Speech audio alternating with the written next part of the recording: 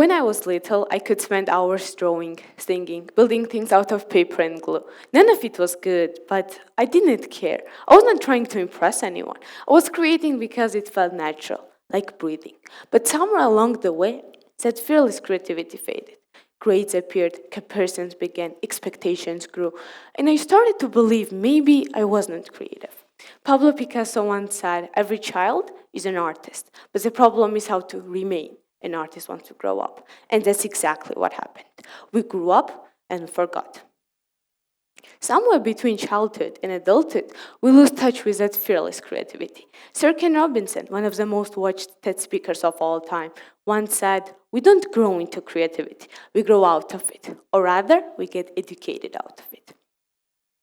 In school, we learn that there's one correct answer, one correct way to do things. But that's not how life works. The world's most beautiful ideas and biggest discoveries often come from imagination and curiosity.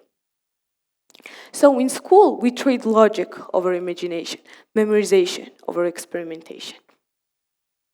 I remember a school project when I was 12 years old. I designed a colorful poster full of planets and doodles. My teacher said it's nice, but focus more on the information next time. It was such a small comment, but it stuck with me. I stopped drawing, stopped adding color. I even stopped volunteering for creative tasks because I thought creativity didn't count. For years, I thought creativity was just a distraction. But then I realized that creativity is so much more than just art. It's a way of seeing the world, of connecting ideas, of expressing who we truly are. My creativity was never gone. It was just quiet, waiting for permission to speak again. Finding balance between studying and creativity took me time. I thought I had to choose, be a good student or a creative person. But the truth is, creativity actually helps you learn. What helped me was treating creativity not as a separate activity, but as a habit, woven into everyday life. I started using colorful mind maps, turning essays into little stories, and taking creative breaks.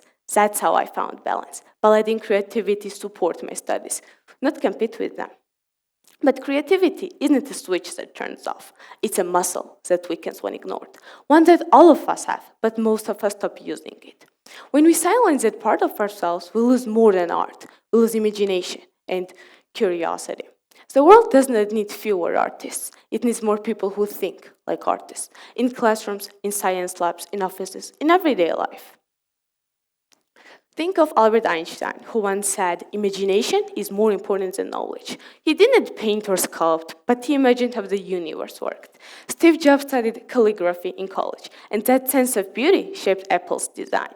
Marie Curie refused to accept what was known about physics, and instead imagined what was possible. So, even in science, innovation begins not with data, but with imagination. There's a famous creativity study originally connected to NASA. In the 1960s, Dr. George Land and Dr. Bess Jarman tested 1,600 children to measure how creatively they could think. When the children were about 5 years old, 98% of them scored what scientists called creative genius level. But as the same children grew older, those numbers fell. At age 10, only 30%. At age 15, only 12%. And by adulthood, just 2%. Those numbers are not perfect science, but the message is clear. We don't lose creativity, we learn to suppress it. And now, our generation faces a new question. What happens to human creativity in a world full of artificial intelligence? AI can write, design, compose faster than we can. The first time I tried AI art generator, I actually felt a little threatened. It produced something in 10 seconds. It would have taken me hours to do the same. For a moment, I even wondered, so why create it all?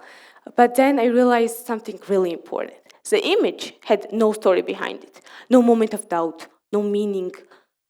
It looked nice, but it didn't feel like me. And I understood only later that AI can generate, but it cannot dream. It can assist creativity, but it cannot replace the human desire to express meaning. I use AI.